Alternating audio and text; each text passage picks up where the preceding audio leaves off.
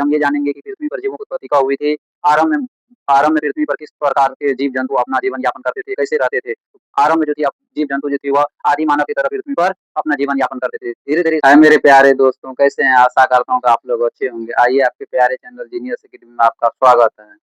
और आज आप लोगों के बीच क्लास 9 के चैप्टर 3 बायोलॉजी के चैप्टर 3 उसका नाम है जीवों में वर्गीकरण, जीवों का वर्गीकरण के बारे में बताने जा रहा हूँ। आज हम ये जानेंगे कि पृथ्वी पर जीवों की उत्पत्ति कब हुई थी। आरंभ में आरंभ में पृथ्वी पर किस प्रकार के जीव-जंतु अपना जीवन यापन करते थे, कैसे रहते थे। आरंभ में जो थी जीव-जंतु जो थी वह आदि मानव की तरह पृथ्वी पर अपना जीवन यापन करते थे। धीरे-धीरे इसमें परिवर्तन आया और आज मनुष्य जो थी है वह सबसे बुद्धिमान जीव बन गई है, जो कि एक समय में हुआ करता था आदि मानव और आज इतना विकसित हो गया है कि पृथ्वी के अलावा दूसरे ग्रहों पे भी मानव पहुँच जा रहे हैं। तो आइए आज आप लोगों के बीच जानते हैं। इसके पीछे वाले वीडियो में आप लोगों को पार्ट 1 कराए थे, उसमें बता दिए थे, इंट्रोडक्शन क्लास बता दिए थे, यानी जीवों का वर्गीकरण के बारे में कुछ बता दिए थे। अगर आप नहीं देखे हैं तो जाके वहाँ पे देखिए। और ये पाठ संख्या 2 होगी और यहाँ पे बता रहे हैं हम वर्गीकरण एवं जैव विकास। वर्गीकरण और जीव विकास, ये जो क्लास 9 का बुक है वह भारती भवन पब्लिकेशन का है और यहाँ से क्वेश्चन प्रत्येक प्रतियोगिता परीक्षाओं में आते रहते हैं, जो कि यहाँ पे जीवों का वर्गीकरण वो पूरी मैंने डीप से बताऊंगा। तो वर्गीकरण बता दिए थे। वर्गीकरण को हम क्लासिफिकेशन कहते हैं और जैव विकास इनके जो रीडिंग है, इनके पॉइंट में जो जो बुक में दिया हुआ उनको मैंने लिख कर यहाँ पर आप लोगों के बीच बताने जा रहा हूँ। तुम लोग भी समझो, ठीक से आ रहा है? समझो। पहले पृथ्वी पर जीवों की उत्पत्ति 3.5 बिलियन वर्ष पूर्व हुई थी। आरंभ में जब पृथ्वी पर समझिए जीवन की उत्पत्ति कब हुई थी, 3.5 यानी 3.5 बिलियन वर्ष पृथ्वी पर जीवों की उत्पत्ति हुई थी। जब पृथ्वी पर जीवों की उत्पत्ति हुई थी तो उस समय जीव जो यानी मानव जो हुआ करता था या जीव दूसरा जीव भी हुआ करता था, समझिए ना। मानव मुख्य रूप से समझिए ना आदि मानव की तरह होता था। कैसा होता था? आदि मानव की तरह, समझिए ना। वो उस समय समझिए अपना शरीर समझिए ना ढकने के लिए समझिए ना जो जानवर होता है उनकी खाल समझिए ना पेड़ पौधा की पत्तियां के द्वारा अपना बदन को क्या करता था, ढकते थे। और वो भोजन जो करते थे समझिए ना वो किससे भोजन प्राप्त करते थे, तो जानवरों से भोजन प्राप्त करते थे। फिर बाद में मनुष्य, ठीक से बैठो, फिर बाद में मनुष्य ने आग का आविष्कार किया, यानी आदि मानव जो थे वह आग का आविष्कार किया। आग के आविष्कार के फलस्वरूप उन्होंने मांस को पकाकर खाना आरंभ किया। क्या किया? जब पकाकर मांस को खाना आरंभ किया, उनके बुद्धि में यानी उनके मानसिक विकास हुआ। मानसिक विकास के साथ साथ धीरे धीरे निरंतर परिवर्तन हुआ। मानव में धीरे धीरे निरंतर परिवर्तन हुआ और आज जाकर समझिए ना मानव समझिए ना इस स्तर पर पहुंच गए हैं। समझ गया? अगर पृथ्वी पर सबसे बुद्धिमान जीव कौन सा है, तो मनुष्य ही है। समझिए ना। आज कई क्षेत्रों में समझिए ना रिसर्च क्षेत्र में कितने आगे मनुष्य पहुंच चुके हैं। समझा? उनके बाद वही यहाँ पे पृथ्वी पर जीवों की उत्पत्ति 3.5 बिलियन वर्ष पूर्व हुई थी। विकासवाद का संस्थापक चार्ल्स डार्विन को माना जाता है। समझो इधर, विकासवाद का क्वेश्चन अगर पूछा जाएगा, विकासवाद का सिद्धांत किसने दिया था? चार्ल्स डार्विन ने दिया था। किसने दिया था?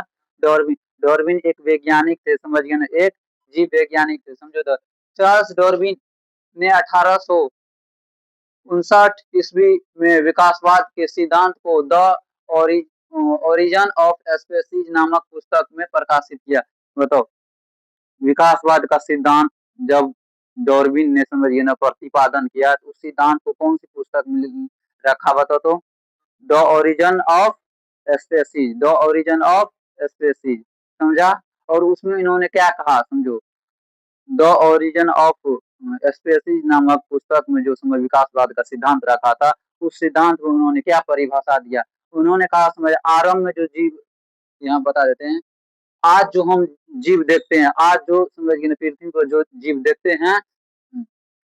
देखते हैं वह लंबे समय के अंतराल अपनी शारीरिक संरचना में हुए प्राकृतिक परिवर्तन के फलस्वरूप पैदा हुए हैं। आरंभ में जो जीव धरती पे थे वह आदि जीव धरती पर थे, वो अवतरित हुए थे, वे आदि मानव थे। इसका मतलब समझो इधर फिर से देखो, चार्ल्स डार्विन ने 1800 है ना, 1859 ईस्वी में विकासवाद का सिद्धांत दिया। क्या चीज का सिद्धांत दिया? विकासवाद का सिद्धांत दिया। उस सिद्धांत को उन्होंने समझिए एक पुस्तक में रखा था, जिस पुस्तक का नाम था the the the origin of species, the origin of species, समझा? उस पुस्तक में द ओरिजिन विकासवाद सिद्धांत को उन्होंने कहा, आज जिन जीवों को हम पृथ्वी पर देखते हैं, आज जिन जीवों को हम पृथ्वी पर देखते हैं, समझिए ना, वह लंबे समय के अंतराल में, लंबे समय के समझिए ना, क्या है, देखते हैं लंबे समय अंतराल में अपनी शारीरिक परिवर्तन किया। अपने क्या किया? लंबे समय अंतराल में अपने शारीरिक क्या किया? परिवर्तन किया। यह परिवर्तन किस तरह से हुआ था? तो समझिए ना, वातावरण, समझिए ना, प्राकृतिक, समझिए ना, प्राकृतिक परिवर्तन के कारण हुआ था। किससे हुआ था? प्राकृतिक परिवर्तन के कारण उनके समझिए ना रंग रूप में परिवर्तन आया। यही कहना किनका था? चार्ल्स डार्विन का। समझा? आगे जानते हैं वर्गीकरण समूह की पदानुक्रमिक संरचना। ये हीडिंग है बुक का, समझा? इनके आगे पॉइंट में क्या है समझो। एक वैज्ञानिक था जिनका नाम था केरोलस लिनियस, जो कि पीछे में बता दिए थे। केरोलस लिनियस को ही समझिए ना क्या कहा जाता है, बताओ तो? वर्गीकरण, वर्गीकी या वर्गीकरण विज्ञान का जनक किसे कहा था? केरोलस लिनियस को। फादर ऑफ द, समझिए ना, फादर ऑफ द, समझिए ना, क्लासिफिकेशन, फादर ऑफ द, समझिए टेक्सोनोमी का जनक किसे माना जाता है? Carolus Linnaeus. वही यहाँ पे है, केरोलस ने समस्त जीवों को कितने भागों में बांटा गया? तो केरोलस लिनियस, यानी लिनियस उनको बोल सकते, लिनियस नामक वैज्ञानिक ने समस्त जीवों को दो भाग में बांटा। कितने भागों में? दो भाग में। एक जंतु जगत, एक पादप जगत। एक जंतु जगत, एक पादप जगत। जंतु जगत के अंदर कौन आ जाएगा? तो पेड़, सॉरी, जंतु जगत के अंतर्गत आ जाएगा मनुष्य, गाय, भैंस, बकरी, सब कौन सा आ जाएगा?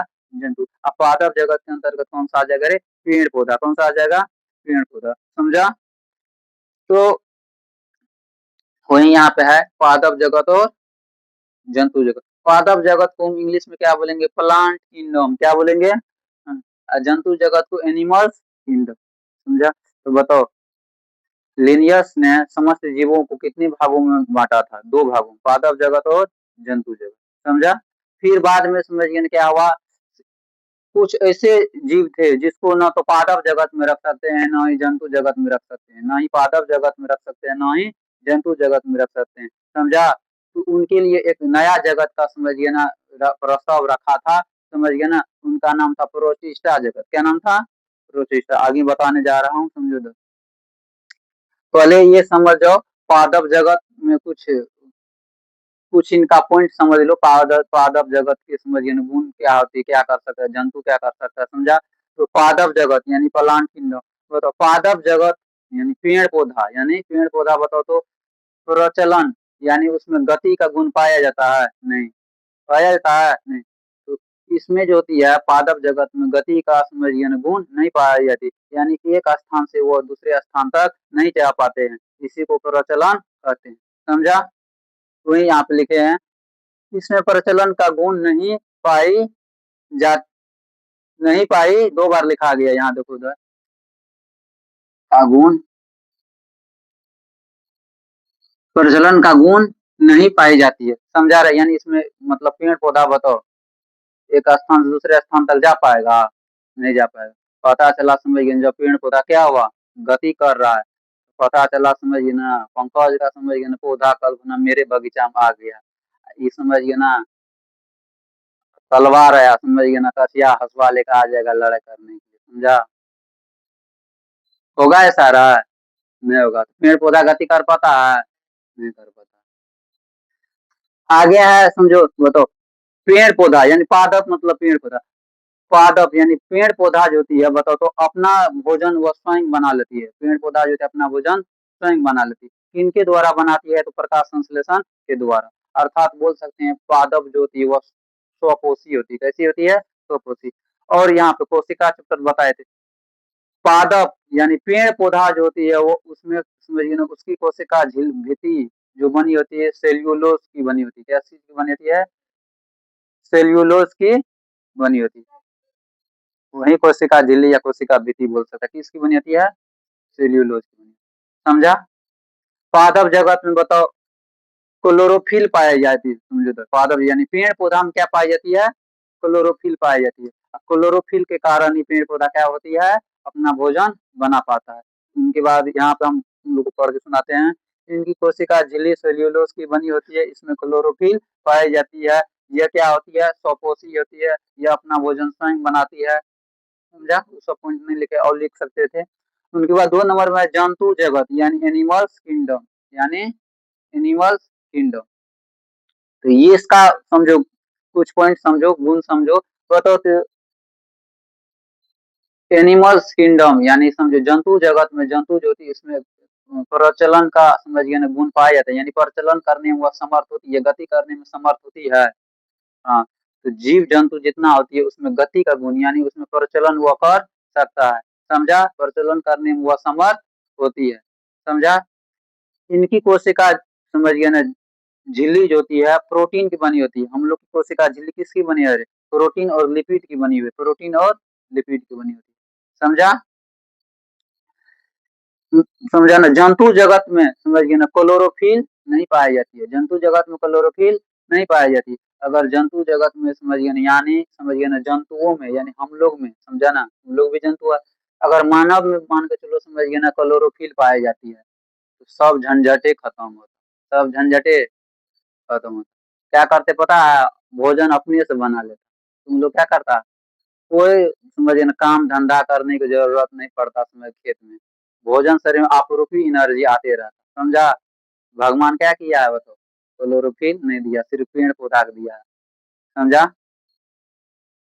इसमें क्लोरोफिल नहीं पाई जाती है। ये जीव परपोषी होता है। और बताए दिए थे समझिए जिसमें क्लोरोफिल पाई जाती है वही समझिए ना जीव क्या होती है? भोजन बना सकती है। समझा? उनके बाद है कुछ पॉइंट में है समझा पादप जगत के बारे में समझा, कुछ जंतु जगत के बारे में समझा, कुछ समझा। उनके बाद क्या है? देखो, एक वैज्ञानिक आया था जिसका नाम था हिकेल, EH हिकेल। क्या नाम था? EH Haeckel. उन्होंने 1866 ईस्वी में समझिए ना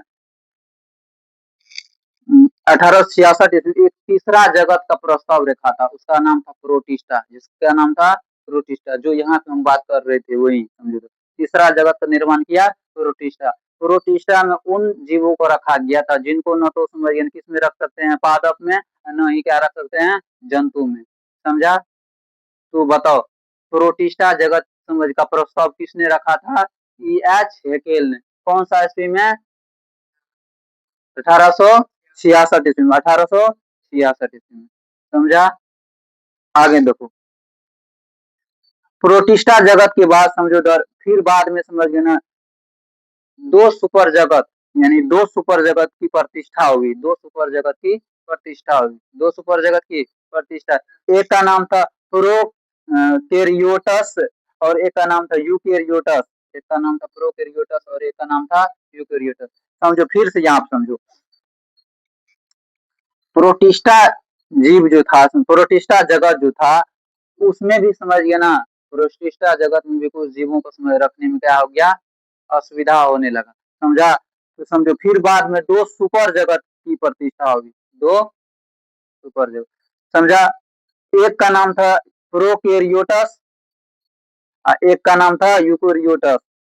प्रोकैरियोटस के अंतर्गत समझिए एक जगत आता है मोनेरा। कौन सा? मोनेरा। समझो या एक जगत मोनेरा या था जिसमें समझो जीवाणु और नील हरित शैवाल को रखा। समझो बताओ मोनेरा जगत के अंतर्गत किनको रखा बताओ? तो नील हरित शैवाल और जीवाणु को रखा यानी बैक्टीरिया और नील हरित शैवाल को रखा। समझा रहा है? और दूसरा क्या है? यूकैरियोटस। यहीं तक आया समझिए ना। आगे वाला वीडियो में इसके आगे बताएंगे। समझा? और कुछ बोलना है? तुम लोग घर पे समझिए ना पढ़ो, पढ़ती लिखती नहीं है ना कुछ। यहाँ पे कोई नहीं सुनाता है। हैं? सोमवार ही आज रहा है। ये सब देखिए गाय भोला वाले से पूजा करके आई है। वहां से प्रसाद आरी लेके नहीं आई है। हम्म, हम आए नहीं, मेरा घर ही पड़ता है भोला बाबा के पास, तो टीका लगाने वाला घूम रहा था तो हम लगा ली, तो प्रसाद मांग रही। पूजा करते तब न प्रसाद देते।